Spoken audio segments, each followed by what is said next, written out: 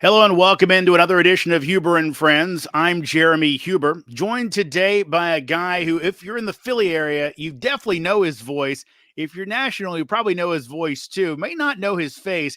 It's Matt Martucci, play-by-play broadcaster for St. Joe's and also nationally currently for NBC Sports as part of their A10 package. Matt, thank you so much for joining Huber and Friends. Hube, good to be with you, buddy.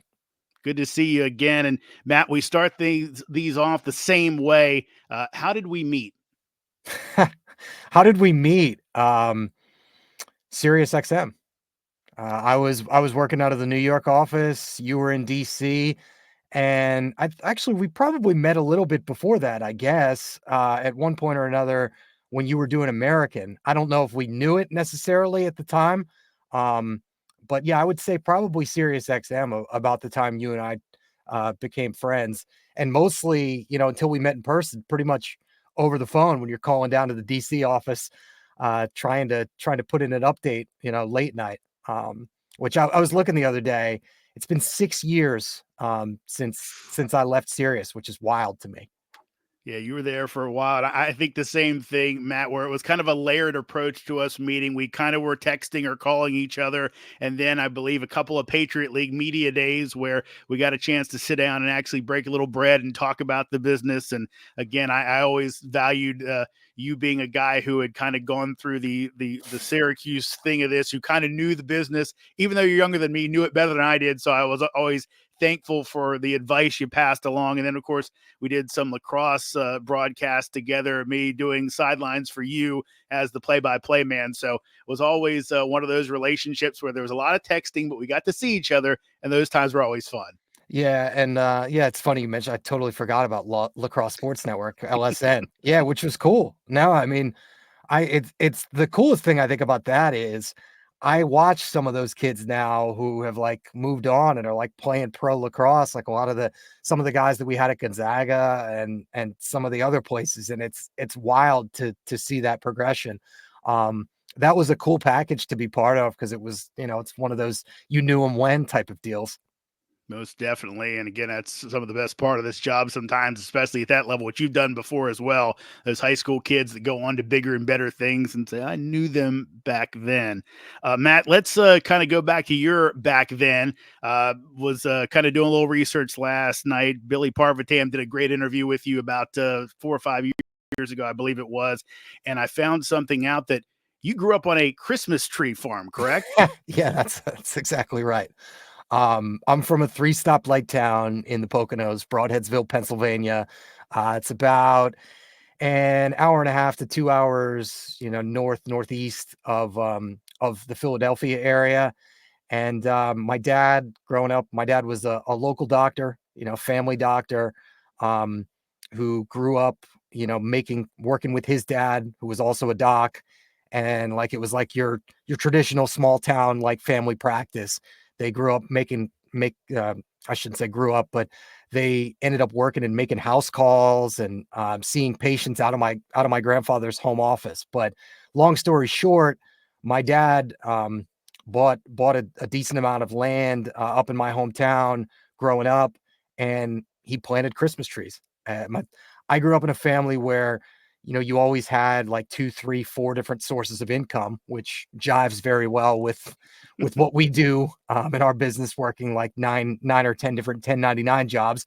So my dad's side hustle in the fall and the winter time was Christmas trees. So it was really cool for my brothers and I because a lot of our friends, more specifically my brother's friends, because I was a little younger, would come and shear trees, in like the late summer, early fall, shear and fertilize and harvest them, getting ready for, November, December. And we would sell them, bale them and sell them up out of the parking lot of my dad's office. So yeah, little bit different, a little off the beaten path, but yeah, it was cool. It was cool growing up that way.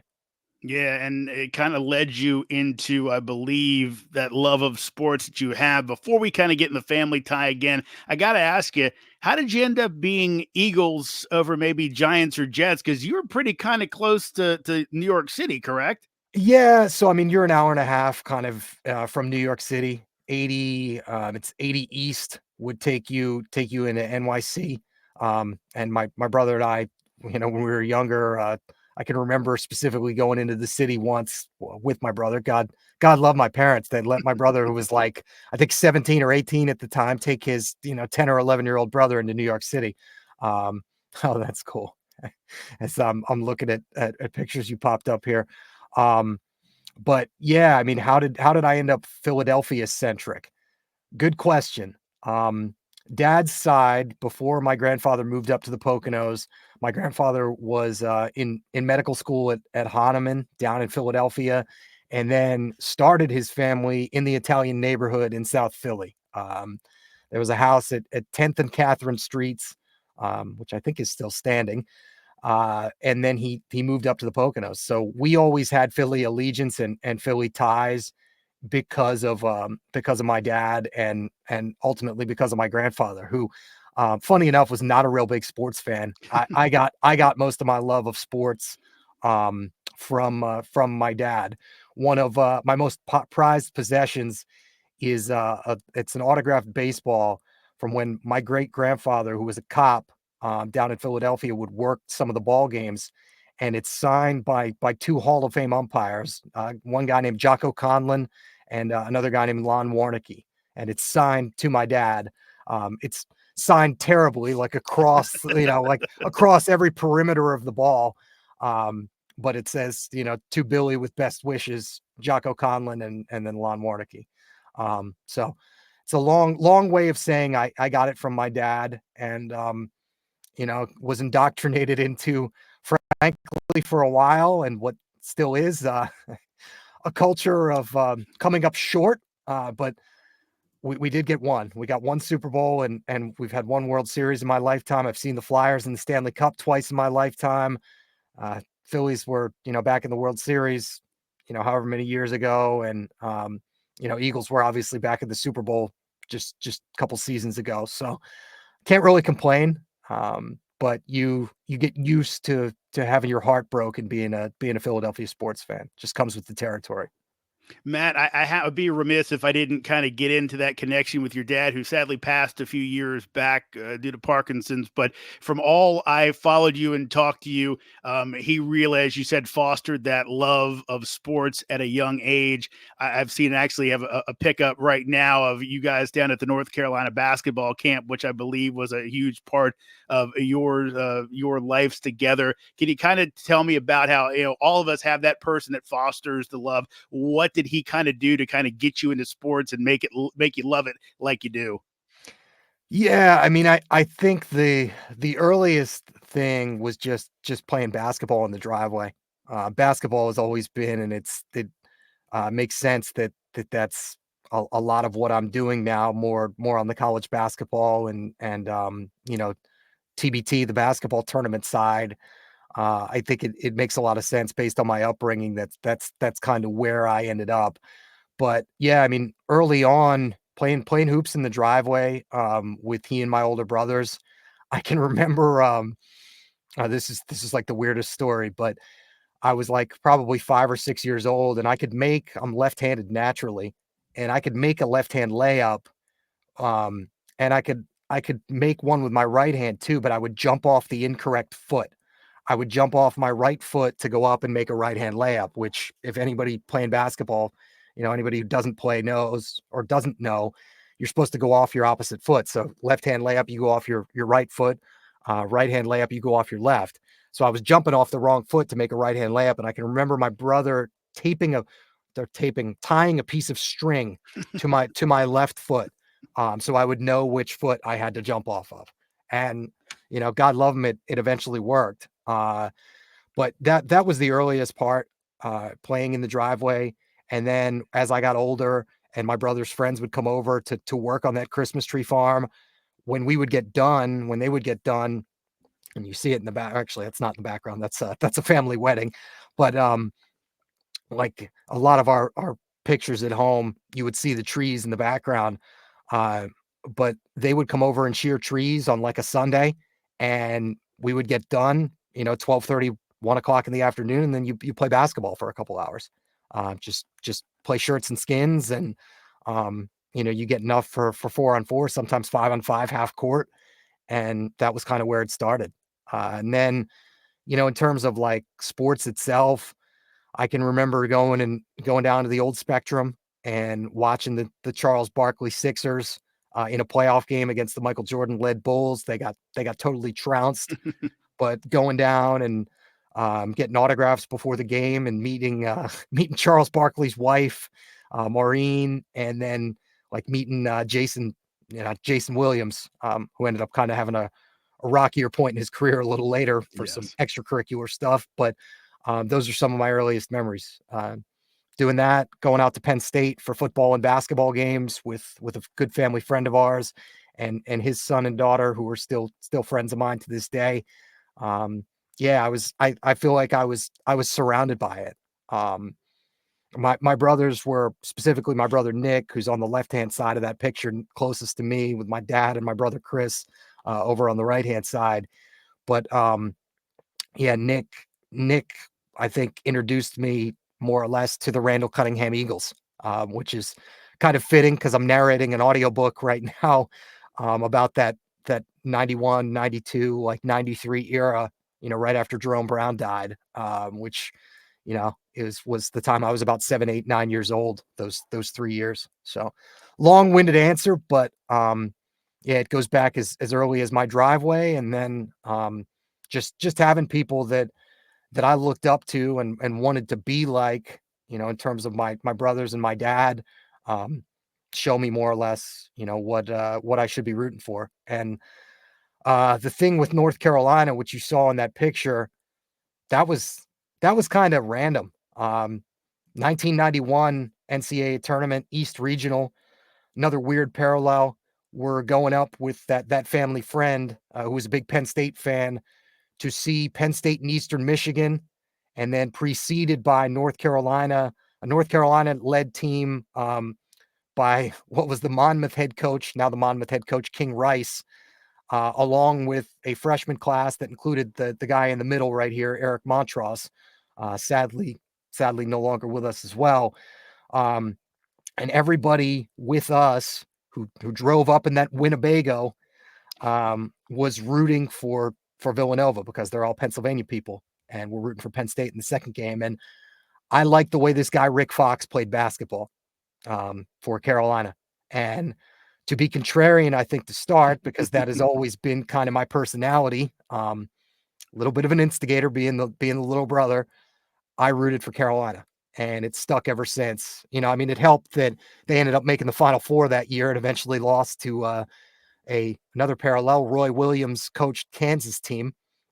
Uh, but yeah, I've rooted for them ever since. And then a friend of ours, same family friend, that rooted for Penn State, took his son down to see Duke because they were big Duke basketball fans, and they stopped at Carolina just to check out the Dean Dome.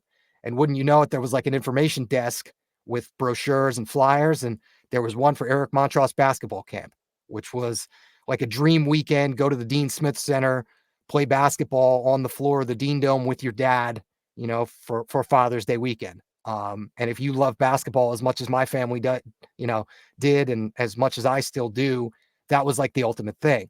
So I think I said to my dad, I was like, "Can we do this?" And he was like, "Yeah, absolutely." So the first year he packed me up and put me in the car, and um, we drove like, I think it was 10 or 11 hours from our hometown in Broadensville down to the Dean Dome. And uh, thinking about it, I was 12 years old.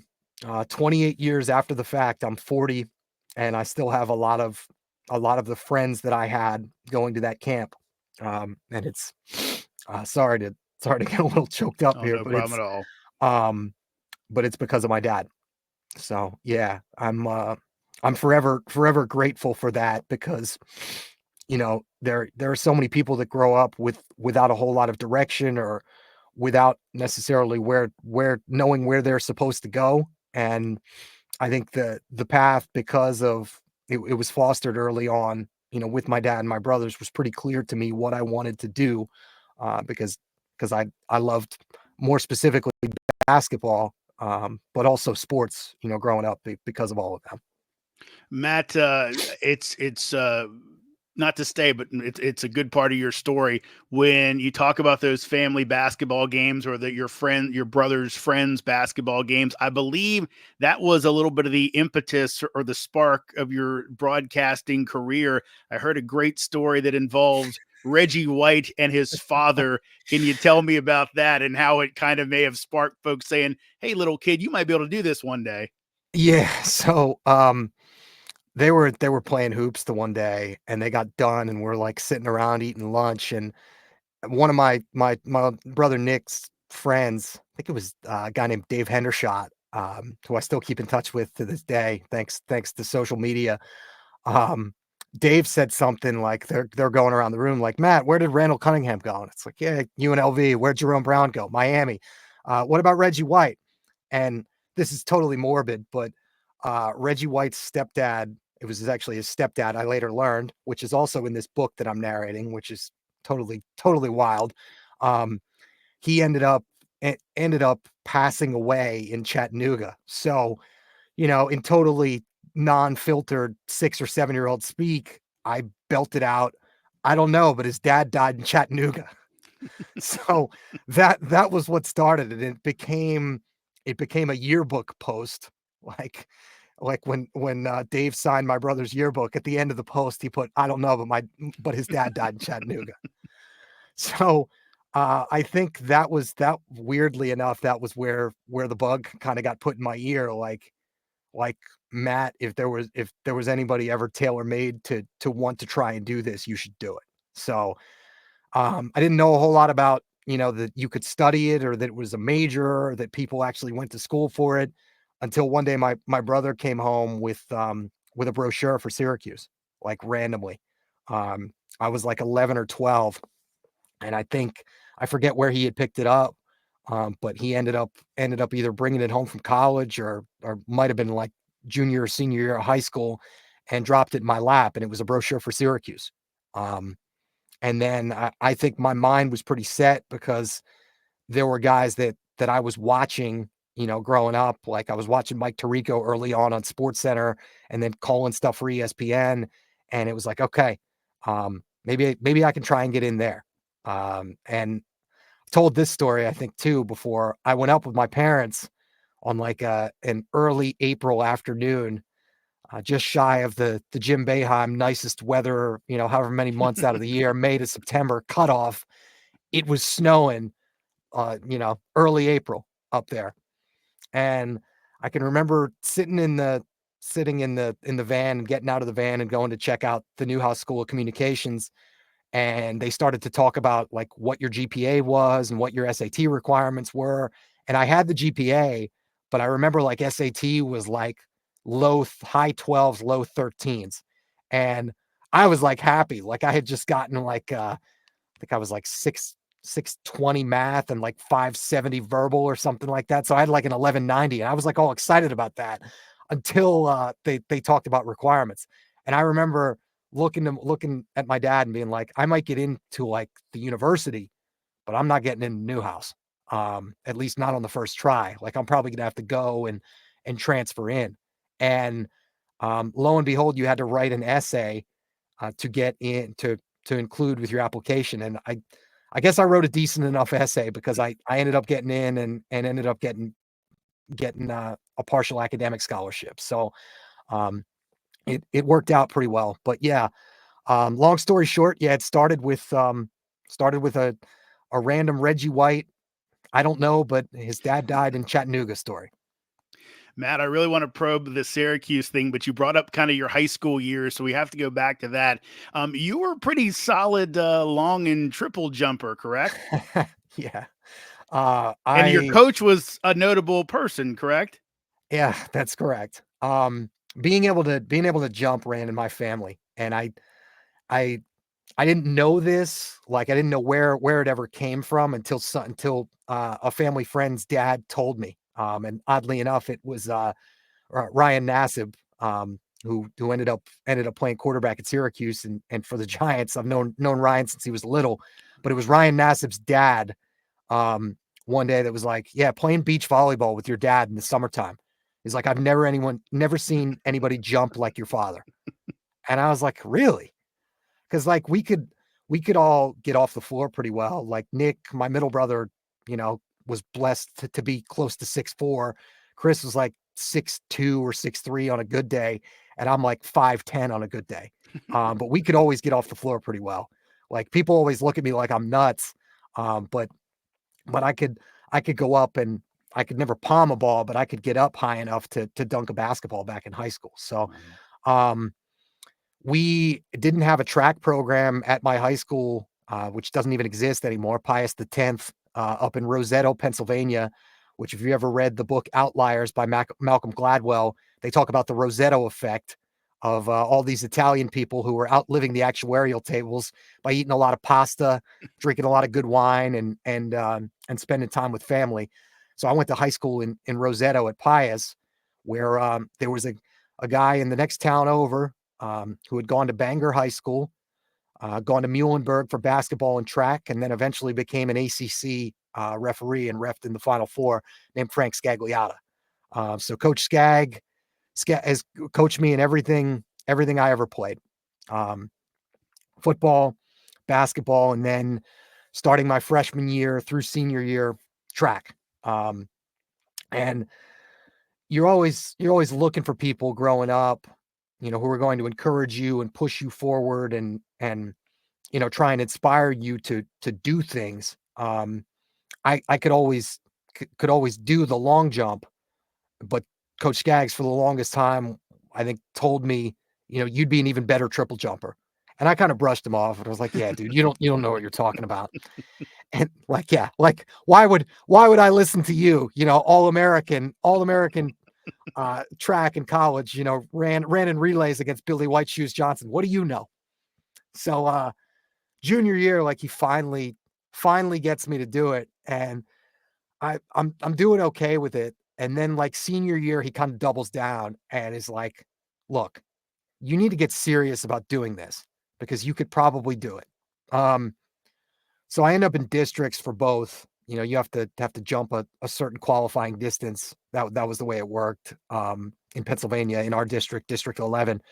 So I ended up in districts for both, and triple jump, for whatever reason, it all came together on the day of districts. Um, I don't think I had ever done anything more than like 41 or 42 feet in the triple, and I did 44.5 that day on my first jump, and then screwed up my heel, um, listening to some kid who told me if I adjusted, some kid that I was out jumping. Be careful who you take advice from. Exactly. Some kid who I was out jumping was like, "Yeah, if you adjust this, you could probably add like another 6 inches to it." So I went and did it and screwed up my heel. Mm, And then had to come back that night and in the long jump, and ended up winning on my last jump. wow. Um, but and then because of him, I I mean, I had to have the ability, but I wouldn't known how to do it if he didn't push me to do it and show me actually how to do it. So yeah, I still run into coach a handful of times a year because he evaluates crews, and he's awesome. Yeah, he's still one of the best people, and it's not just me. There are tens of hundreds of guys that ended up playing for him from probably the late 80s, early 90s at Pius up until, after he ended up walking away, and retiring from coaching, at least coaching at Pius, that were influenced by him. Um, I have a good friend of mine who's outside of Philadelphia, James Texera, who talks about him to this day, saying, um, he showed me a lot of what it was to, and a lot of my friends too, a lot of what it was like to be men. So outside of my dad, Coach Skag is probably one of my biggest influences in terms of, how you treat people and how you conduct yourself, and also, a marker, I think, for perseverance, and to be able to keep going and doing what you're doing. Matt, those lessons you would take to Syracuse, and I've talked to a lot of folks on this pod, and it's kind of split, but you have folks that say, hey, did you go to a bigger broadcasting school? And they say, no, because I wanted to kind of get those reps early. You go to Syracuse, and that's a place where, it takes a little bit to get into the rotation. Why, after did you kind of realize that when Syracuse was the dream, or was it something that you kind of had to figure out at some point that, boy, I got to be on my P's and Q's just to get a shot up here, because it's kind of like swimming with the sharks in the deep end? I knew it was competitive. I didn't have any clue though. The level that it was, until I got up there and I walked into like I mean, obviously I graduated with 43 people in my high school class. Um, in my like I joke all the time, like I love where I went to high school. I love the people I went to high school with, but like I went to high school in a bread box. Yep. Um, it was one building where you housed seventh grade, eighth grade, and then ninth through 12th. So like it was a big deal when we got like a junior high wing. There was like a little section of like 5 or 6 classrooms, and that was where junior high got to hang out. But I went from 43 people to, you know, I don't know what the enrollment is now, but I think it was like between undergrad and grad, like back then it was like a little over 20 combined, I think. So like I walked into like the first meeting for uh, student radio station WAER, and there were like 50 kids. So like the equivalent of what I graduated with in high school, except everybody competing for, what you want to do. Um, because I mean, I'll tell you, like, I love what I learned in the classroom, but as well as I do, having done this for as long as you have, there's no substitute for the hands on portion of this. Just sitting around and, being pushed by people that, um, are like-minded in terms of how you compete and, want you to be better at what you're doing. So to answer the question, no, I didn't have any clue, but I found out pretty quickly because the process there of my student radio station, our student radio station, you would start out as like a writer and you'd get up at like 3:30 in the morning. And back then, like younger kids listening to this and watching this are going to be like, no, this is totally BS. This didn't happen. We would literally get in, and the old building, which is still where Newhouse is to this day. um, I guess it's Waverly, yeah, like right off of Waverly Avenue. Um, like you would get in, and there would be a printout of the AP Newswire, which Hmm. anybody that knows it, it because you're a little older than me, but it would have the night before's results and like any signings, transactions, like that kind of stuff. And it would have like a little blurb about each game. And you would have to take that and write a 3.5, it was like 3 to 3.5 minute sports cast. And it wasn't even going on the air. Like you'd pop your tape into the little tape deck and you'd record it. And yeah, then you would have like an older kid listen to it. So my first personnel director, still a friend of mine to this day, Anish Shroff, um, TV voice at ESPN, most recently in the last couple of years, radio voice of the Carolina Panthers. And Hmm. like you could see, like with people up there, like you knew that certain people were going to go certain places. Like I heard Anish talk the first time, and it was like, dude, and I said the same thing about Adam Amin, who's obviously doing great things and have known for a long time and is a friend. But you hear somebody talk and you're like, all right, dude, you sound like you're 50 years old. Yeah. Like I don't sound like that naturally. So, um, but there you could see people like Anish was one of them. Jason Benetti, who was a year ahead of me, was another one. Like Benetti had people comparing him to Carter Blackburn, when he was still in school. And Hmm. it was I he would always tell you that like he wasn't on the level he is now when we were back in school. He was absolutely on that level. He just worked his ass off to get that much better than he already was. Um, but yeah, the level of competition up there was crazy. So you would go through like I went through a semester of mornings up there, and then you have a kid listen to your cast once a week for that first semester, and then you graduate from mornings and you're not getting up at 3:30 in the morning anymore to afternoons. And then afternoons, it drops down to like a 2.5 minute sports cast, still the same person listening to it, or uh, same person or somebody else in their Hmm. class. And eventually, like, people quit. Some people quit, some people stick with it. And it takes some people longer than others. Like, some people got cleared to sports staff in like a handful of semesters, but it usually took like minimum 3, sometimes 4. Like, some guys were on they call it the sports director's desk for like 4 or 5, 2 or 3 semesters after those initial 1 or 2. So like, you're toiling for like the first 2 years, and you're writing all this shit and like recording all this shit. And you're like, wow, like, I don't even really have any tape like out of this. This is just how they're weeding me out and separating us from everybody else. Um, but I think that was a pretty good introduction to this industry, because eventually, like, I ended up on sports staff with, those are 2 of my friends right there, Greg Bilazarian, who's working in DC now, doing really well for Amazon, and Roger Susanin, who has the glasses on, and he and his wife Stephanie are anchors up in Connecticut now. But there are only a handful of us that were doing it then. Myself, Roger, and Matt Chazanow, who's the radio voice of NC State, just got that job this summer, that are still really doing it from my class, at least my radio class. Um, Under us, Nick Wright, Danny Parkins, who were both, doing great things out at Fox. Andrew Filipponi, who's out in Pittsburgh, doing sports talk radio out there. Chris Filani is up in Boston, was doing Harvard for a long time, and is now like a court reporter, and still doing like ESPN radio and a lot of other stuff on the side. And then like Jordan Burnfield below, a year or 2 below us.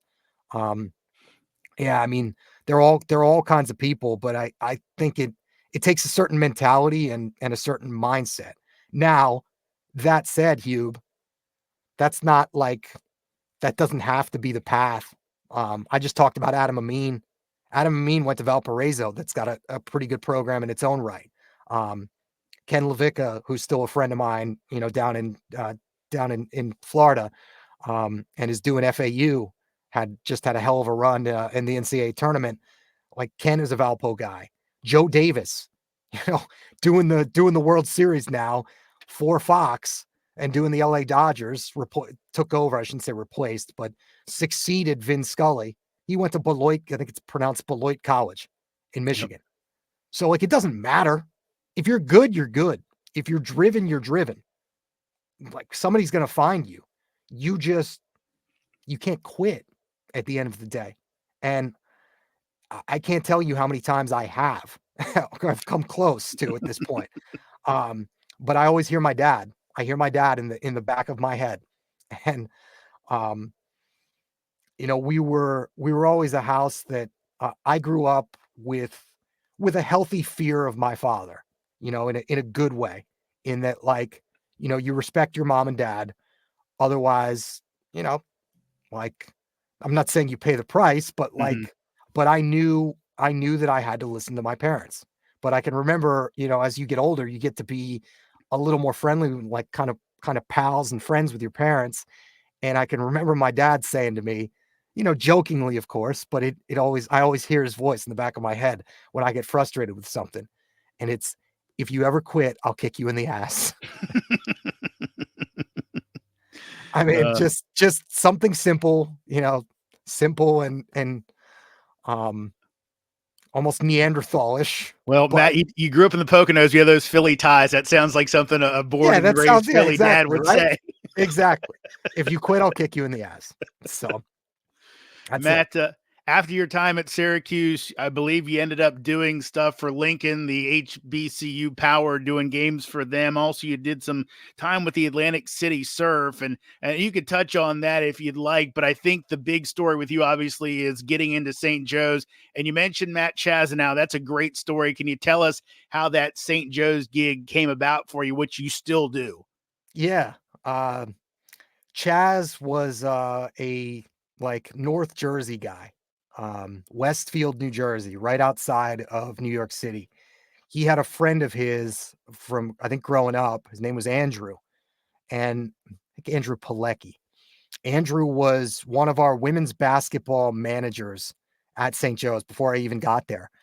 And happened to know that they were looking for somebody coming out of school to help Jack Jumper. That is a real name. Jack Jumper, who is their women's basketball SID with women's basketball broadcasts, because Jumper was doing both the SID work and doing those women's games. And that was going to be Chaz's first job, more or less, coming out of school. Like, he had a connection. He had talked to Cindy Griffin, who was the women's basketball coach, still the coach to this day. And it seemed like it was going to work out for him until ISP Sports started up down in Winston-Salem. Chris Ferris and all those guys who were still doing it, under the IMG umbrella. Mhm. So Chaz got a better opportunity, probably late spring, early summer after we graduated. And it turned out he was moving down to Winston-Salem and wasn't going to do women's basketball at St. Joe's. So back then, this, you put your stuff on a CD. If you really wanted to be like gung-ho about it, you got like one of those CD label makers and you made like a cover and an insert, and you sent it to everybody that you were applying to for broadcasting jobs. And I called Chaz and I said, "Hey, who are you talking to, outside of the head coach, who in the SID office?" I said, "Who's making this call?" And he said, "Yeah, you need to send your stuff to Marie Wozniak." And I'm 22 years old at this point. I'm 40 now. Marie ended up hiring me to do women's basketball to start out at St. Joe's. 18 years after the fact, is still a friend of mine to this day. And that was where it kind of started. I started doing women's games 3 years into it. I'm 25, and one of my broadcasting idols, the spring before I end up getting promoted, Harry Callis, ends up passing away down in Washington, D.C. in the booth. And I'm burying the lead here, but behind Harry is Tom McCarthy Mhm. doing the middle three for the Phillies. And, behind Tom at St. Joe's, occasionally filling in on the men's side is me. So I tell this story all the time. I mean, people are probably sick of it, but you talk about breaks, and like, how often does like one of your idols have to pass away for you to catch a break? So it was just kind of a random set of, I would say, serendipitous circumstances that ended up happening. Harry passed. Tom got Harry's job. All of a sudden, Tom had a lot of national commitments between that and like Westwood One and what was CSTV, and then eventually Mhm. CBS Sports Network. And I can remember where I was. I was at a car dealership on Tilton Road, um, outside of Atlantic City in Northfield, New Jersey, with Mike Gill, who's still the afternoon host on ESPN Atlantic City, and another guy that did TV down there, Pete Thompson at TV 40. They were doing a talk show, and I can remember, like, I couldn't answer because I was, I think, helping produce it. We're on this live broadcast, and it's Marie, leaving me a voicemail. "Hey Matt, it's Marie. Um, I wanted to let you know, Tom McCarthy told us he's not coming back. We would like to talk to you about your interest in Tom's job." Uh, and like, all of a sudden, it's like I was like 3 years in, and I was impatient, as all of us are, 3 years in, and people, there are guys that are 25, 30-year veterans of this industry being like, what are you talking about, dude? Um, but I didn't know any better. You don't know, like, my great grandmother always used to say, you don't know what it's like to to own a cow until you buy a cow. I mean, and the analogy there is like, you only know what you know until you end up learning and knowing some other stuff. So I didn't know anything about probably about the toil of what it was really like to be in this industry.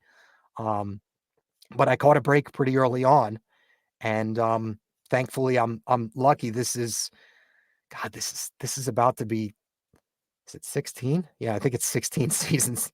Um, 09, 10, 09-10 was the first one, and 23-24, we're still here, and I'm still working with Joe Lenardi.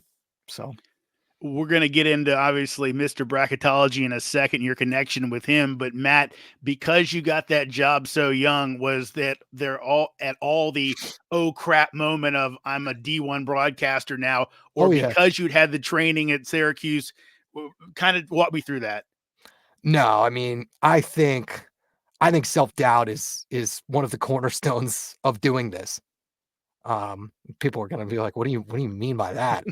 Um, no one I shouldn't say no one, but I would say most people who end up achieving any level of success at anything, you don't get there without like that imposter syndrome. I think at one point or another, looking in the mirror and being like I'm not as good at this as potentially, maybe they think I am. I had probably one or two of those moments the first couple years on that job. I think somebody actually, I don't think, I know somebody ripped me on a message board and like I took it personally because it was like, what do you know? Like you don't know like what I've been through to get to this point. And then eventually like you do this for a while and you realize that you're not going to please everybody. Most nights you're probably not going to please yourself either because you listen back to the tape and you're like, wow, that sucked there, or that could have been better. Like this 5 minute stretch could have been better, or hey, like I kind of blew this call. Um, but at the end of the day, somebody told me once, nobody's listening as hard as you are, and it's true. It is very much true. It's good to critique yourself, and it's good to send your stuff to people that are going to rip it apart because that's how you get better. But at the end of the day, the average person probably isn't listening as hard as you think they are.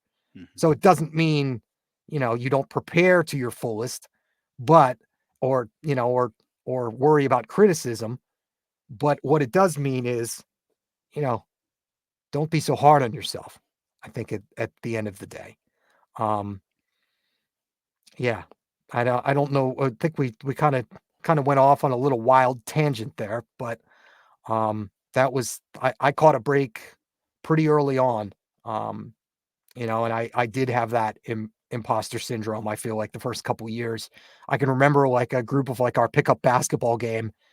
I saw him, a guy that we played ball with. We had a lunchtime basketball crew at St. Joe's, and I saw this guy. His name was Frank O'Neill, and I ended up seeing Frank in an office like somewhere else, down the street from St. Joe's at some point. I think I was trying to get into what was 950 ESPN back then, and I think I Mhm. saw him like walking down the hall because he worked in one of the other suites that were in this building, and it was right after I got promoted.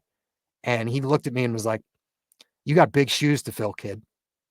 And it was like, "Oh shit, yeah, he's right," and he was. I mean, he was. Like anybody that's passionate about anything, specifically fans in this instance, with their program, they want the best for their program. Sure. And sometimes they want it instantly, whether it be the coach, the broadcast, on a much smaller scale, the broadcaster, the butcher, the baker, the candlestick maker. They want everything to be in line how they see it in their potentially perfect world. Um, but it takes time. And it took me time. It probably took me, I think, 3 or 4 years of doing it before I felt like I'd really, like I had grown into the role. Um, and now there are a few other things I could see myself doing. The coolest thing is being there and feeling like I'm walking into home. Like I did my master's there. Um, Walking around campus, like you run into guys whose games you're calling, and some of the women's basketball players as well. When I would fill in for Pat McCarthy, and when I was doing their games, early on. Um, it's cool. It's very cool. And the relationships you build in this industry. Like I think nobody in the beginning gets into this industry being like, yeah, I'm going to get rich. I'm going to get rich being a sportscaster. It's not really how it works. Like you get into it as a labor of love, and then you realize you get to go to some really cool places, do a lot of really cool shit, and meet a lot of great people.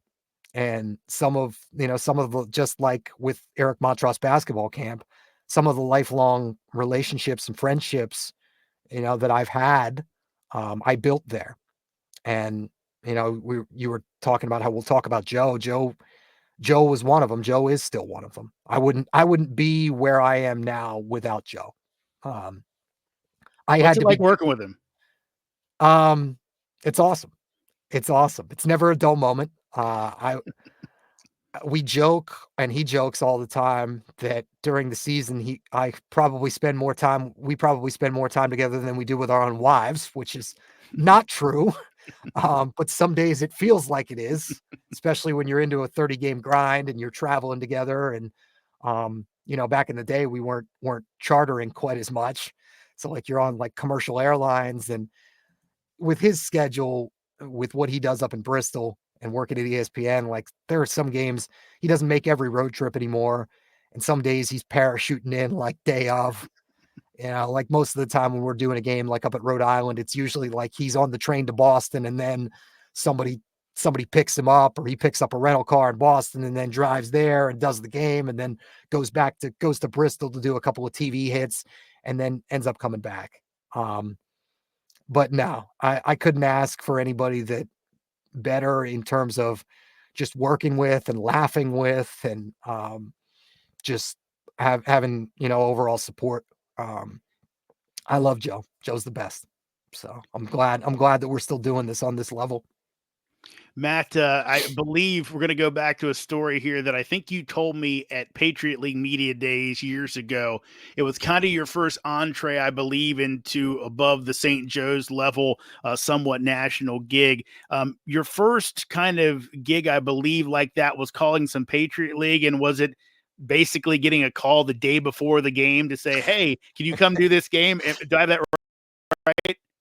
The great Chicago air traffic control tower fire of 2014. Uh, Campus Insiders had started up, what eventually evolved into Stadium, the network that was owned and still is owned. I think I don't know if it's evolved into.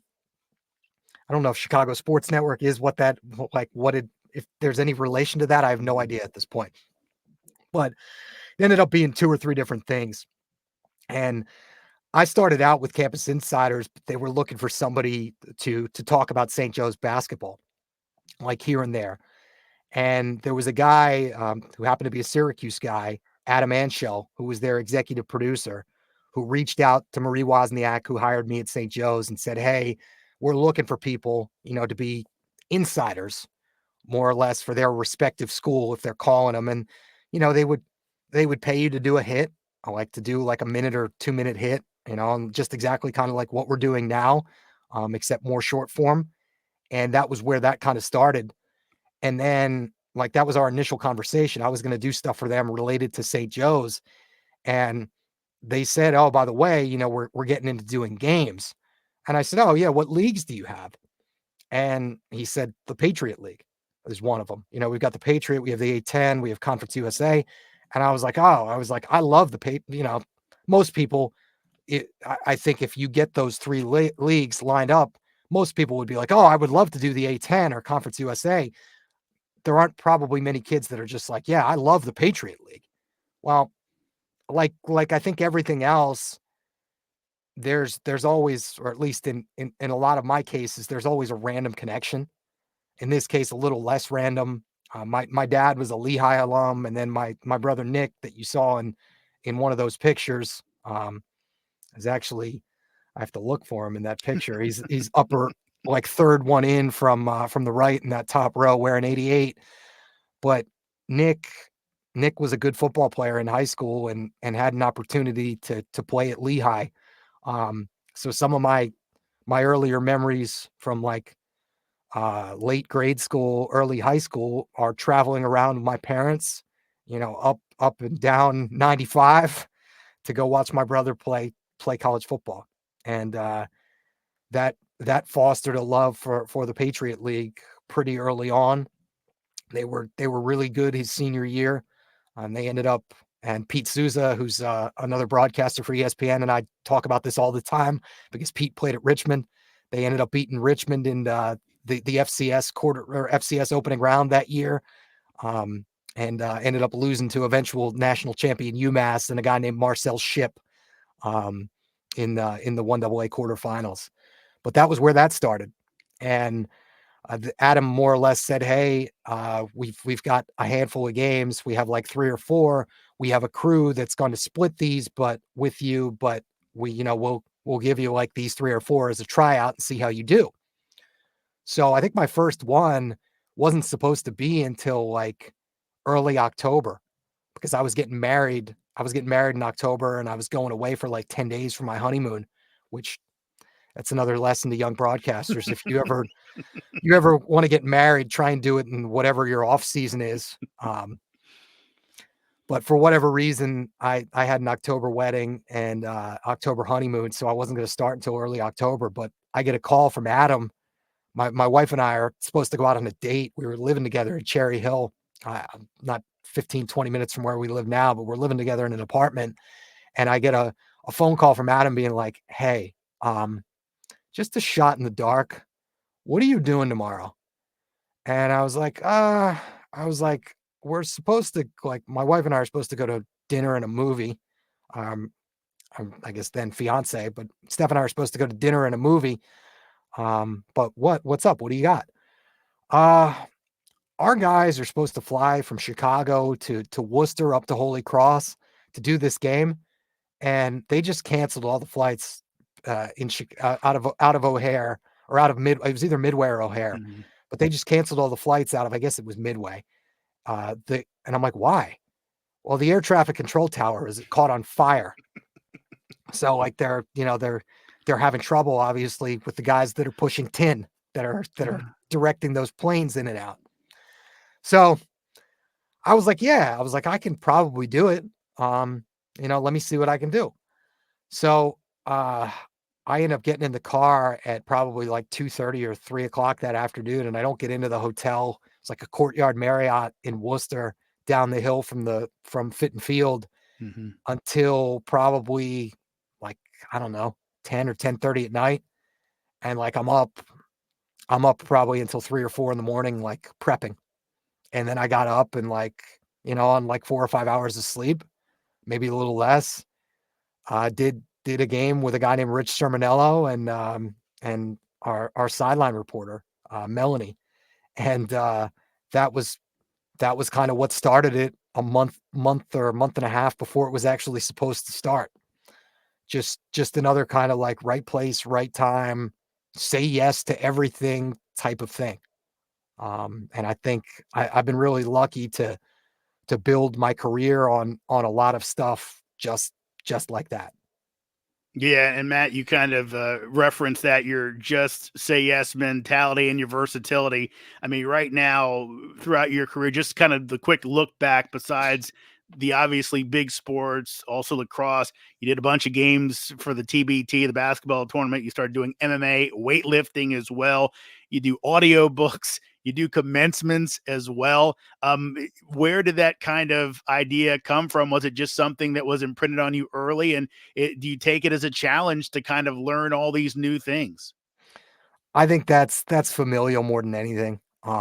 It goes back to my grandfather, who oddly enough, my this is my dad's dad, who I get emotional thinking about it because it was like kind of had a negative connotation where he had told me at one point or another, like, "Hey, you should be a doctor or a lawyer.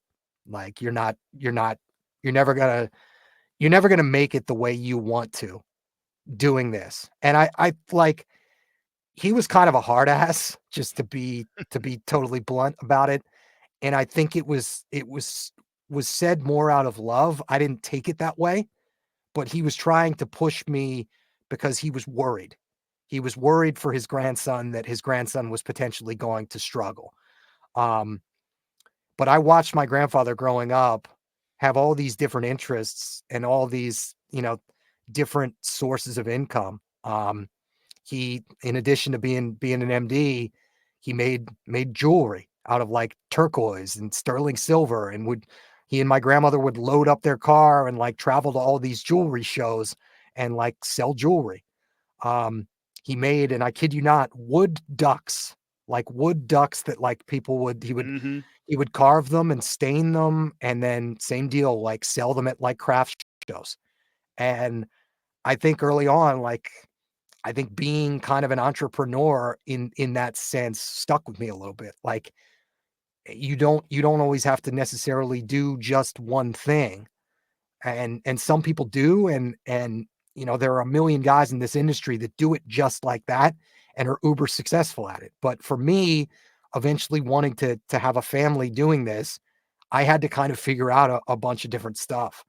Um, Especially when certain work like post pandemic started to dry up. The commencement thing I fell into doing. Um, it was just a matter of somebody was looking for somebody.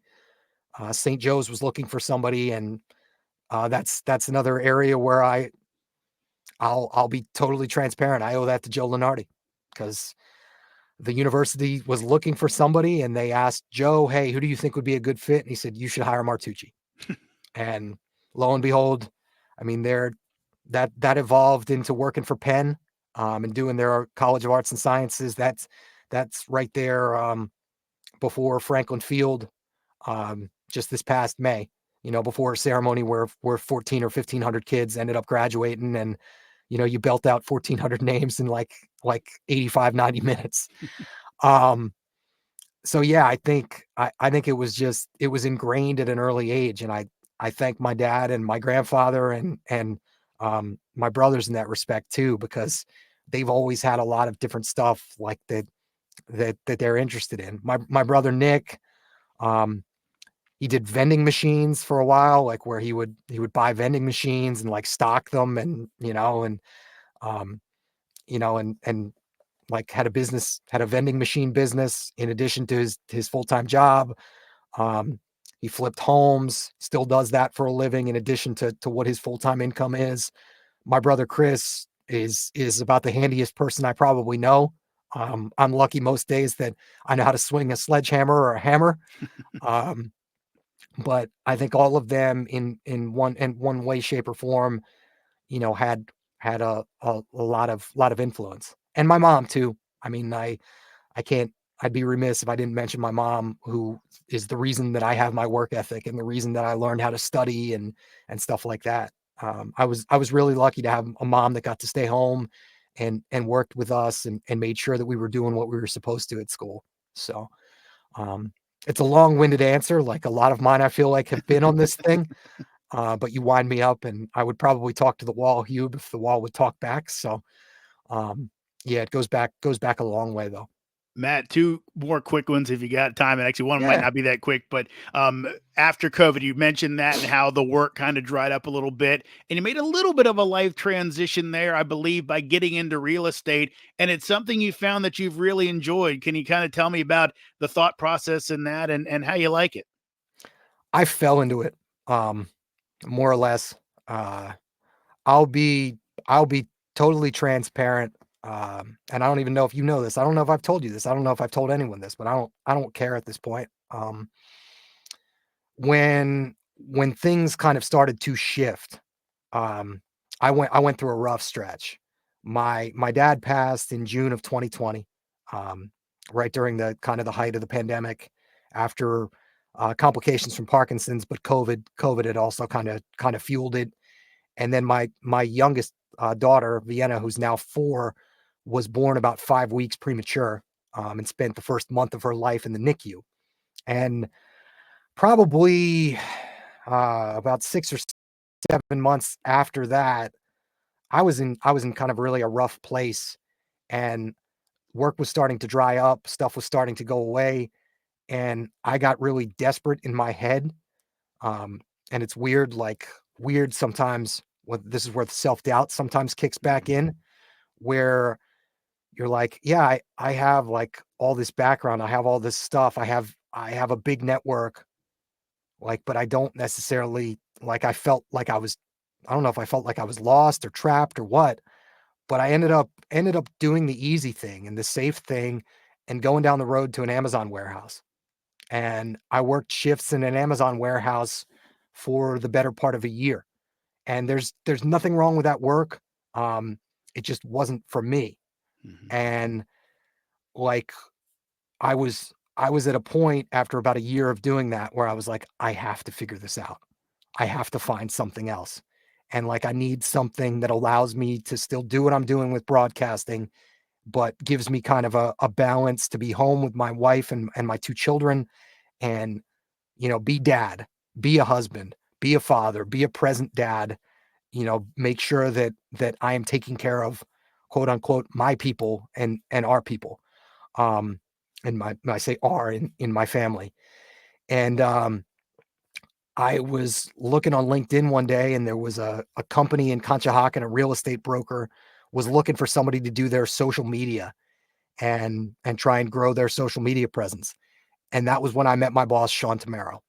And you know, now almost 2 years after the fact, I'm still at Entourage Elite Real Estate in Conshohocken. It evolved from doing social media. I don't do a whole lot of that anymore. It evolved into running the office and eventually becoming their director of property management and being responsible for a little over 100 properties that they have all over the greater Philadelphia, Montgomery County area, and getting my real estate license. And I told you this before we started. I should have started doing this like 10 years ago because I really enjoy the people aspect of it. No day is ever the same, which is why I got into doing broadcasting in the first place. I didn't want anything that was just going to be where every day was going to be straight line and routine. That's not really the way I'm wired. I've never been like that. Um, I'm kind of all over the place, and this allowed me to do both. And I'm so grateful. I mean, I'm so grateful. I'm wearing.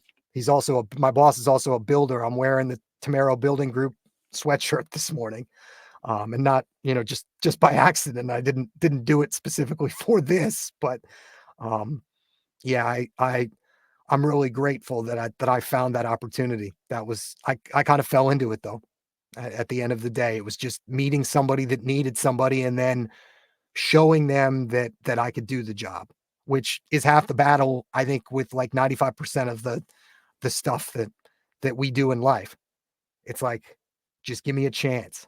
Give me an opportunity. And I'm sure you've said the same thing. Give me an opportunity to show you that I can do this and you will not regret it. And I think I've built a career in both broadcasting and hopefully what'll be a long career in real estate doing just that.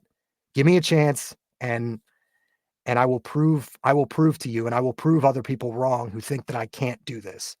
That has been I think more than anything, Hugh, my mantra. I will prove you wrong, and I hopefully will continue to do it for a long time because it motivates me to do things that people say that I can't do. And maybe there aren't even people saying that I can't do them, but in my head, there's somebody telling me that I can't do them, and I use that to try and drive the way I work every day. Well, considering you're a guy who basically identifies with Philly, that's the Rocky Balboa work ethic right there. Prove You me. just you just went real generic there, but I like it. You I know like it. what? I feel like everyone doubted him and he proved them wrong, and you've been proving folks wrong. Matt Martucci, thank you so much for taking the time today to join us here on Huber and Friends and share your inspirational story. Again, thank you so much. Yeah, my pleasure. And happy to come back anytime you want me. Good luck with this, Hugh. This is awesome. Thanks, Matt.